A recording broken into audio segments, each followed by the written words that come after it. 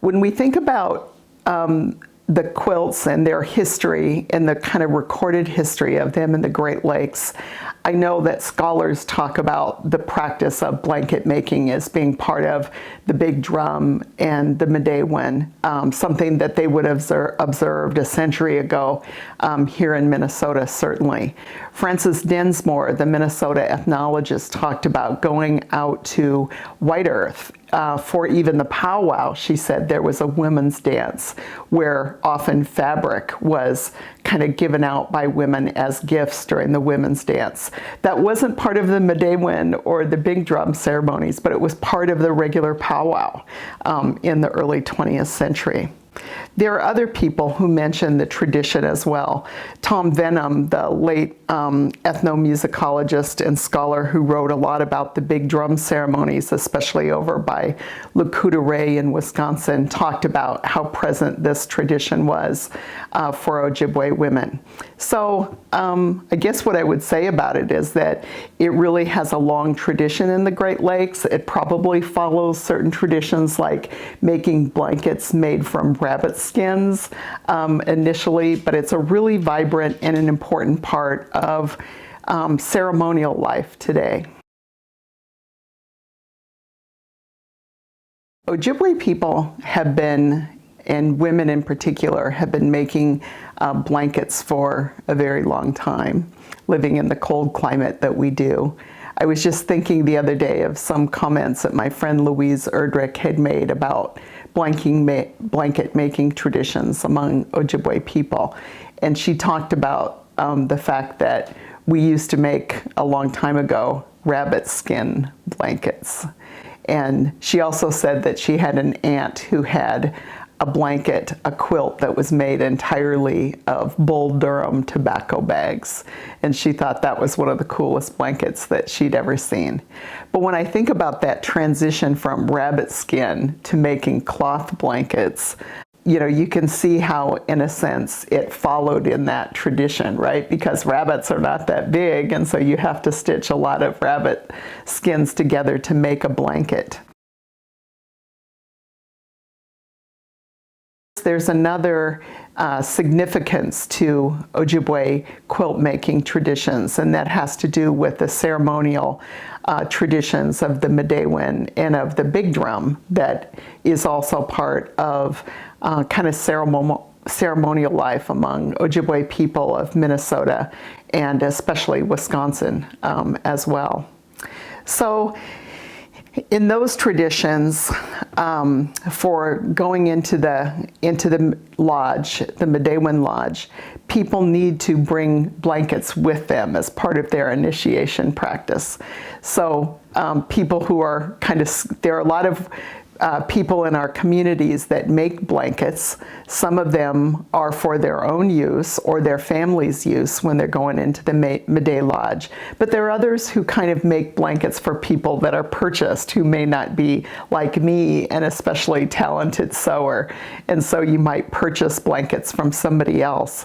When you're going into the Midday Lodge, it would require you, if you're going in for your kind of your first level, to have like 6 blankets. And I was thinking of our lodge at Mille Lacs, where a couple of years ago there was a couple from Sault Ste. Marie who were being initiated into the first degree in the Midday Lodge, and they didn't have a Midday Lodge at Sault Ste. Marie, and so people from there sometimes come to Mille Lacs. And this couple was kind of, I kind of, you know, remembered this especially about them because the husband was the one who had made the blankets for the two of them, which would have meant a dozen blankets, which to me seems like a really overwhelming task. And it was such a great thing. And they were explaining to us that his wife was losing her eyesight because of a congenital condition that she had. And so it was necessary for him to kind of make all the quilts for the couple. So government boarding school was obviously a big part of Native life in the late 19th and the early 20th century. I usually think of the kind of heyday of the government boarding school as being from 1879, when Carlisle, the school in Pennsylvania, opened, up until the 1930s. And it was during the 1930s, especially under FDR, when Native people began attending public school more than boarding school in the history of the United States. But for that half century, girls were really encouraged to be domestic, right? That, and I always think of this as kind of something that might not have gone so easily for a lot of young Ojibwe girls going off to boarding school, because in Ojibwe communities, women played a significant role in the economy. They were in charge of the wild rice harvest. They decided who was going to go out onto the lakes, when and where, and it was really a very important part of their cultural as well as their economic lives. But when it came time for boarding school, women were kind of confined to the sort of domestic sphere, as were other American women who lived in the late 19th and early 20th century.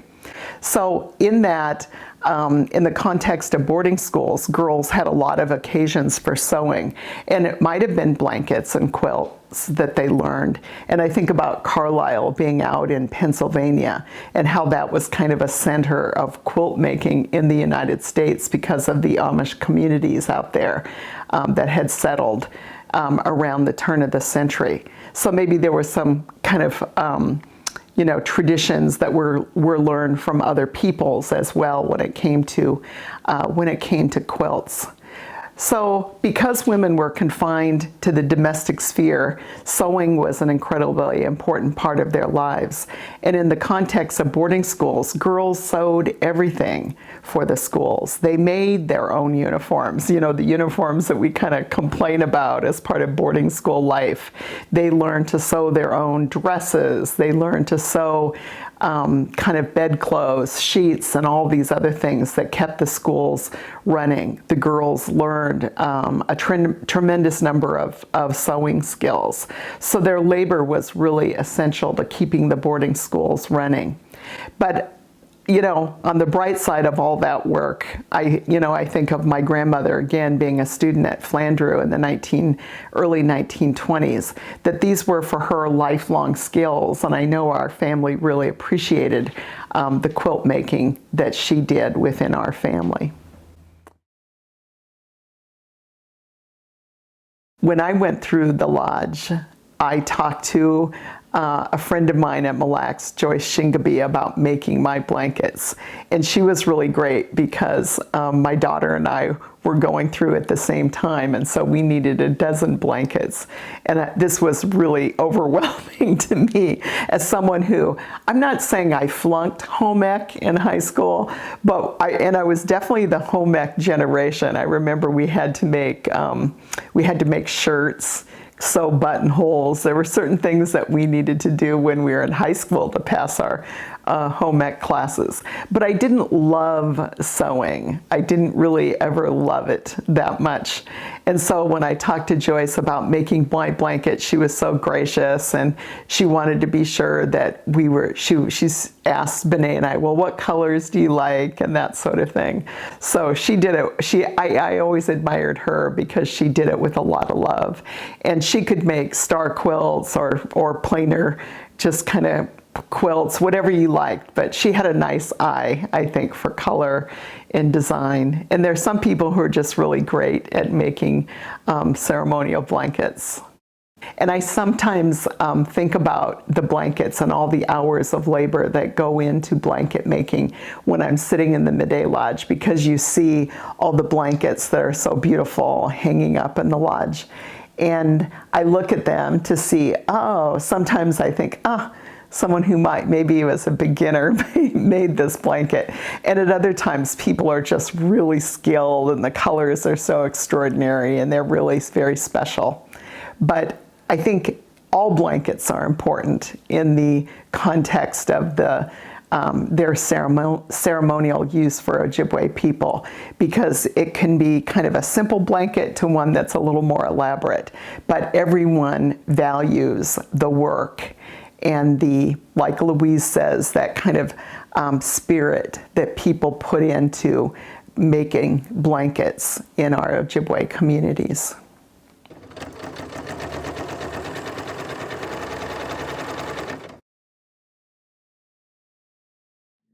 The first thing when I am going to make a blanket that I take into consideration is my fabric. You want a good cotton fabric. You don't want you want to avoid stretchy material or heavy material. A nice cotton works very nice and it's easy to sew. For every blanket has its own different fabric requirements, and behind me is a 9-block.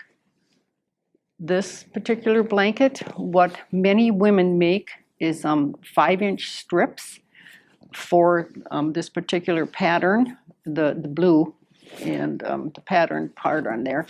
What that blanket, if you're using 5-inch strips, what the ladies are using is two yards of, and I'll turn around and point to the blue, and 2 yards of the print to make 20 blocks. You want 4 across and 5 down typically. I haven't looked at this blanket, but that looks about to be that. Star quilts, depending on your pattern, they require different amounts, up to six different fabrics. So have in mind when you go fabric shopping, what type of blanket are you making? Otherwise, you're going to get home and go, oh dang, I didn't get the right yardage of this or that. And it has happened to me. I go back to the store to try to match up my fabric. That fabric is sold out. It happens quite often if you don't plan ahead. So know what type of a blanket you're going to make and what size.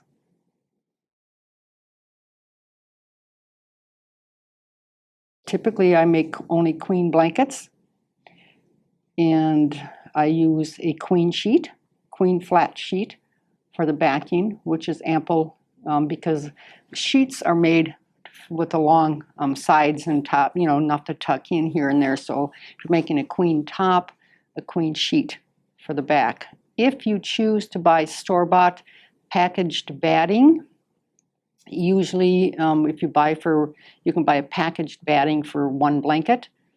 That comes in different sizes. A large, and if you look at the package, usually the large will say for a large or a queen sheet, or pardon me, a large or a queen blanket.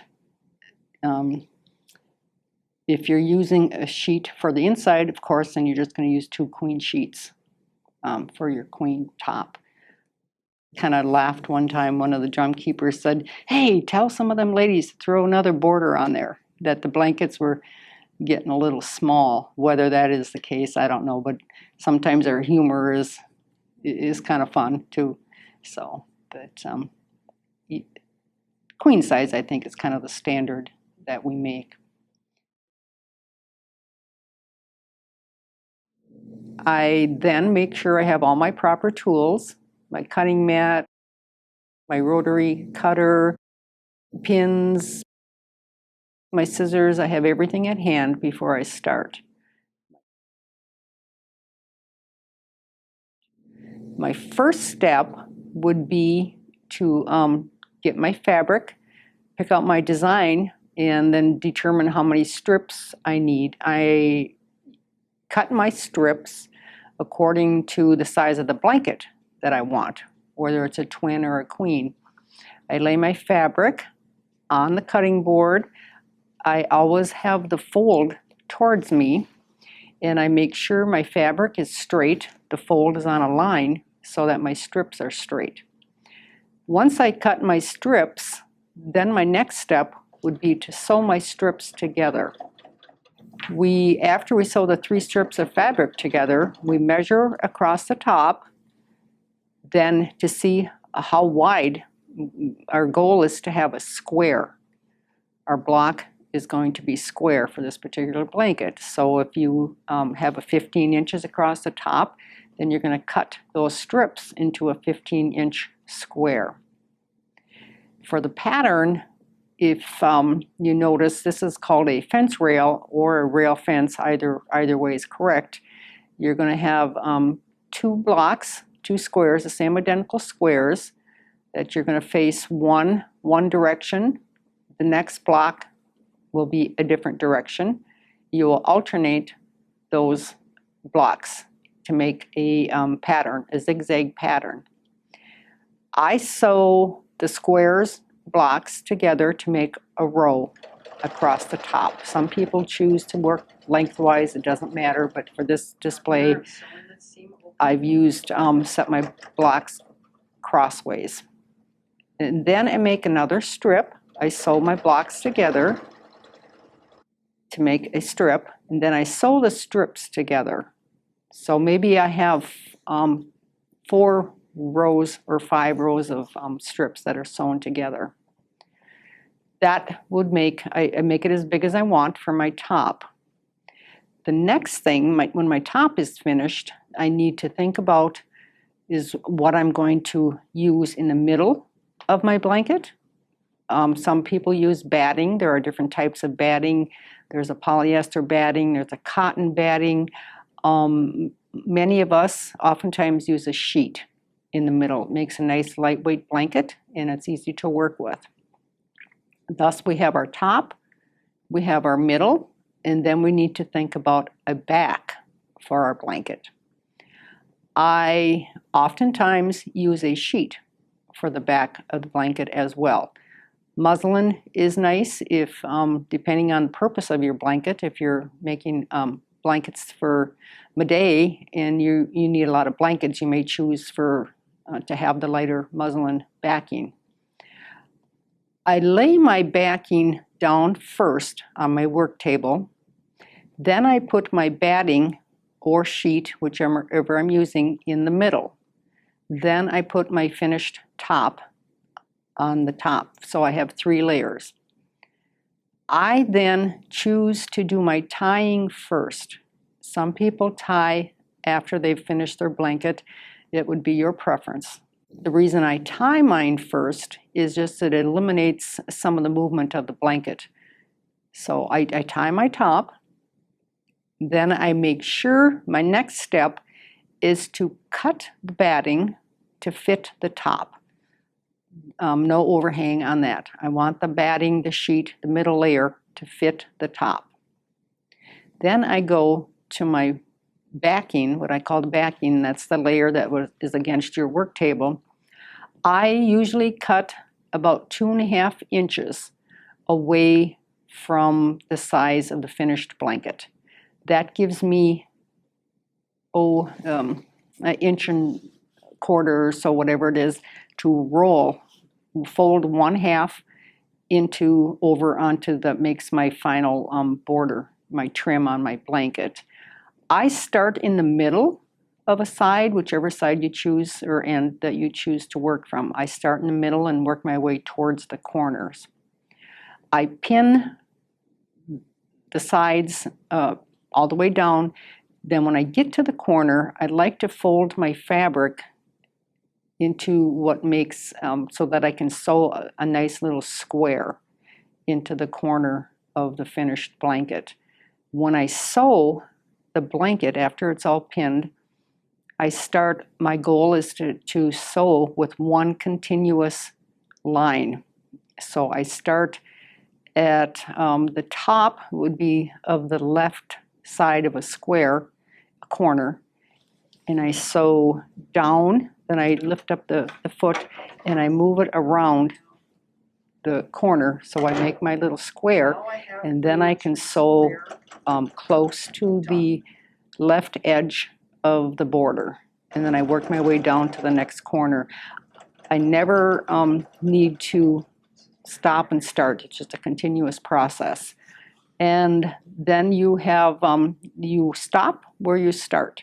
So you have a nice finished square corners, and that should be all you need to make a nice simple beginner blanket.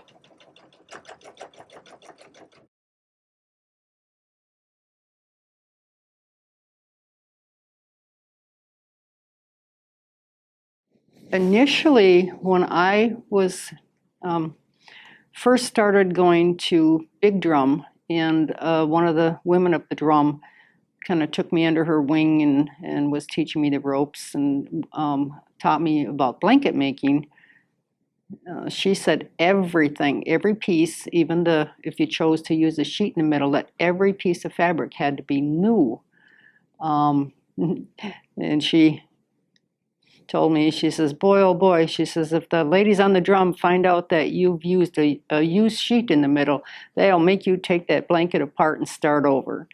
I have never forgotten that. I have since found out that that's not necessarily the case. I consulted with a Mick when he was still with us about the blanket making and using only brand new material. And he says, gosh, Carol, he said, what do you think that the ladies did way back in the day? He says, they didn't have new material to use. Everything was used for the most part. So he said, don't fret about if you need to use a piece of used material or whatnot. So that kind of eased my mind about having to follow such a rigid, everything has to be brand new. I have been taught also that when you receive a blanket from a ceremonial drum or some other type of ceremony, that blanket should be not regifted, not reused for that season. Whether everyone has had the same teachings, I don't know. Another time I have heard from another elder that to be on the safe side, when you're gifted a blanket at ceremony, don't use it at another ceremony. I guess I would suggest to people that talk to an elder from your reservation or from your district and see if there is any particular teaching or protocol that may be important for you to follow. And I also talk to people a couple other things about if this is your first blanket or first whatever it is you're learning, give that item away. You may think it's not worthy of, it doesn't look the best, and that's fine. Gift that item.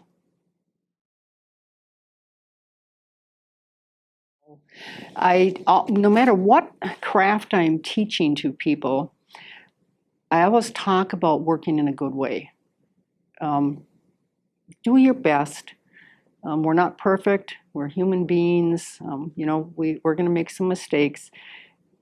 Give it your good intention. Do the best you can. And sometimes we need to take things apart a little bit. But remember, you're not perfect. And especially when you're learning, don't get real frustrated with as long as you're working in a good way, good heart. Don't work if you are under the influence. I suggest to people, please don't work on your craft, whatever it is you're making, for at least 4 days. That was a teaching given to me. In the old day, people bartered their items. And I like to still barter with people. I know people maybe that make beautiful blankets. Maybe they need a pair of moccasins. Maybe I can barter. Maybe I can make them a pair of moccasins for a blanket or a pair of earrings for a skirt, those types of things. Barter, and you could, make you may be the best beater or quill worker in the world, and someone else is a super moccasin maker, and you both can enjoy each other's items. So barter. I also talk like when I used to teach at some of the treatment centers. Oftentimes, many of our people are going to go back home. They may be unemployed for a while. Learn to use the bartering techniques with the craft you have. That'll help you get through some of the hard times. I think it's very important too that there is a sense of calm for me when you're working on an item. There's a connection between your mind, your heart, and your hands. I think that's real important and helps you stay focused and stay on track. And it's a good way to work.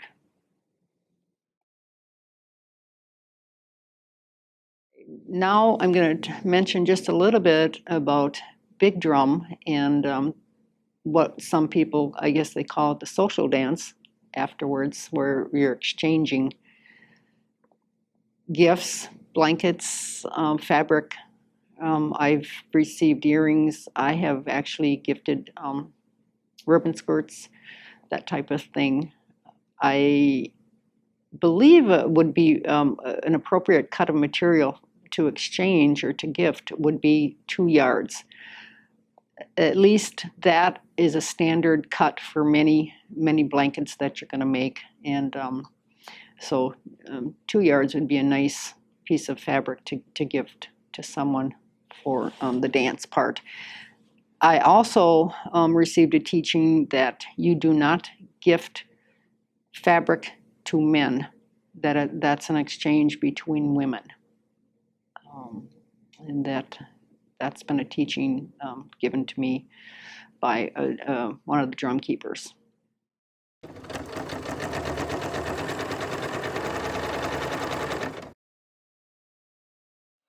Buju Gikinu Maganug, Nungom Giwita Jandamin, Waabooyaanike Young. Buju students, today we're going to be talking about when we make blankets. First, let's talk about the nouns. Ojibwe has 2 types of nouns, animate and inanimate. Each will have a different plural ending, and the verbs that we use to talk about those nouns will be different. For example, gishkejan is a word that we would use to talk about inanimate nouns. It means to cut it. We would use that word when we're talking about the word for fabric or cloth, giddagigan. Gishkej is a word for cut him or her. We would use that word when we're talking about cutting an animate object, such as ribbon, zainabah. Let's learn the inanimate nouns. Repeat after me. Giddagigan,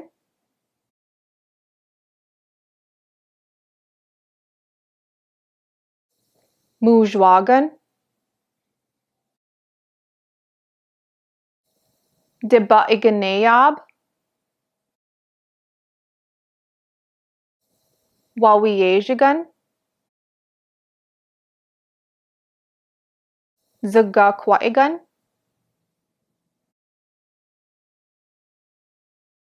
Waabooyan,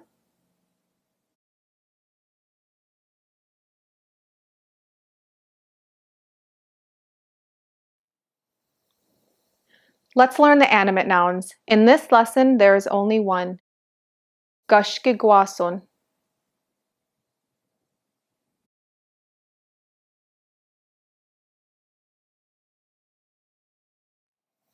Now let's talk about the verbs. The first set of verbs are the VTI verbs. They are in first person. Nideba biganon.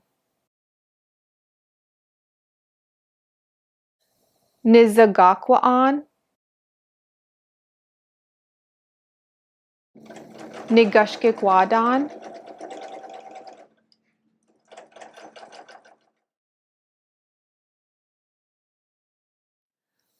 The second verb type is VAIs. They describe what a person is doing. Nideba biige. Nigishkijige.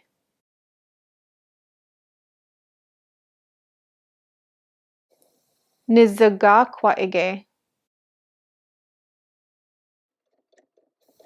Nigashkigwas. We learned about animate and inanimate nouns. We learned about VTAs, VTIs, and VAIs. Let's do a little review. Giddagigan, Giddagigan, Nideba biige. Nideba biige. Nigishkajan. Nigishkajan. Zagakwa'igan. Zagakwa'igan. Nidibabiganan. Nidibabiganan. Gushkigwason. Gushkigwason. Nigishkijige. Nigishkijige. Waabooyan. Waabooyan. Nizagakwa'ige. Nizagakwa'ige. Mujwagan. Mujwagan. Nigushkigwas. Nigushkigwas. Nizagakwa'an. Nizagakwa'an. Nigushkigwadan. Nigushkigwadan. Wawiyajigan. Wawiyajigan.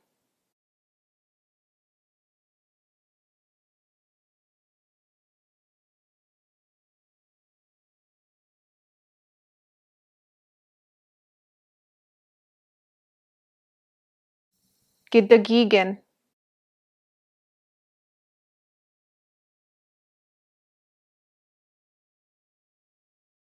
Zagakwa'igan.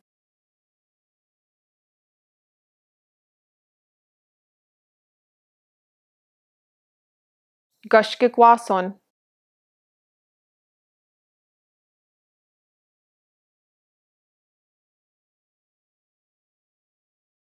Waabooyan.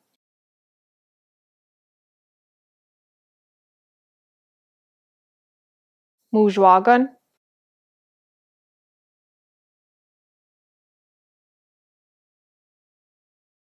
Wawiyajigan.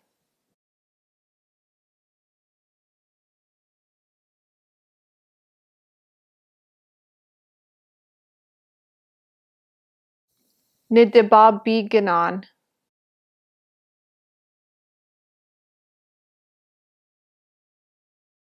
Nigishkajan.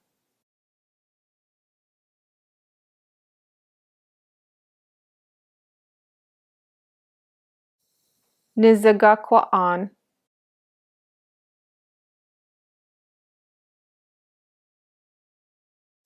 Nigushkigwadan. All of the verbs that we learned so far in the lesson have been in the first person present tense. Let's learn about the third person present tense.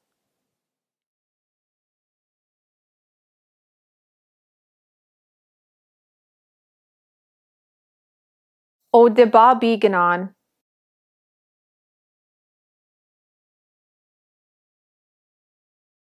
Ogishkajan.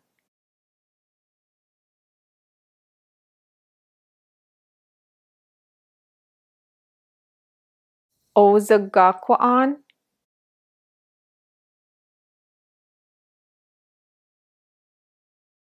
Ogushkigwadan.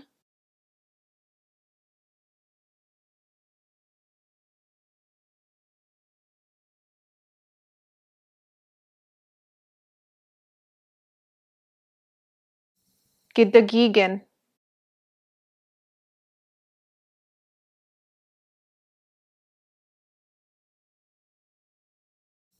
Gidagigan. Zagakwa'igan.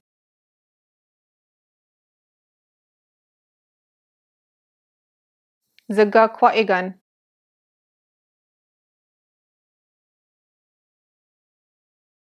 Gushkigwason.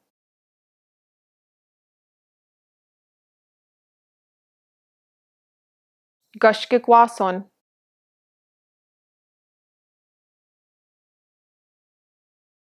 Waabooyan.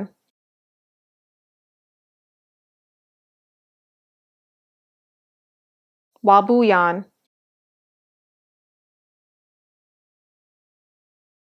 Mujwagan.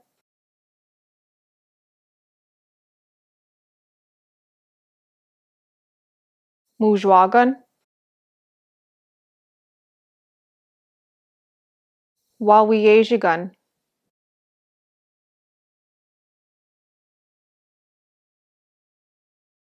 Waabooyaanike.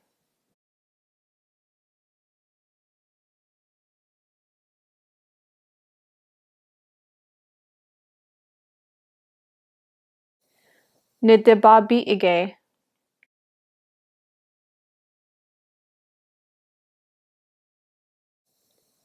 Nigishkijige.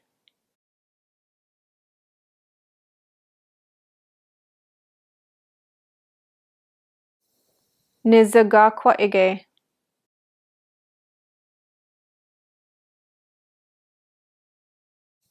Nigashkikwas.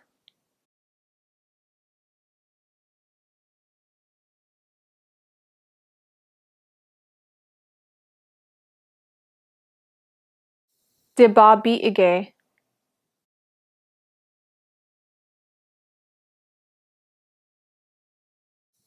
Gishkijige.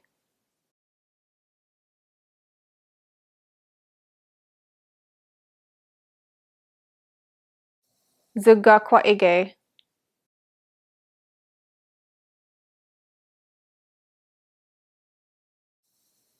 Gashkikwaso.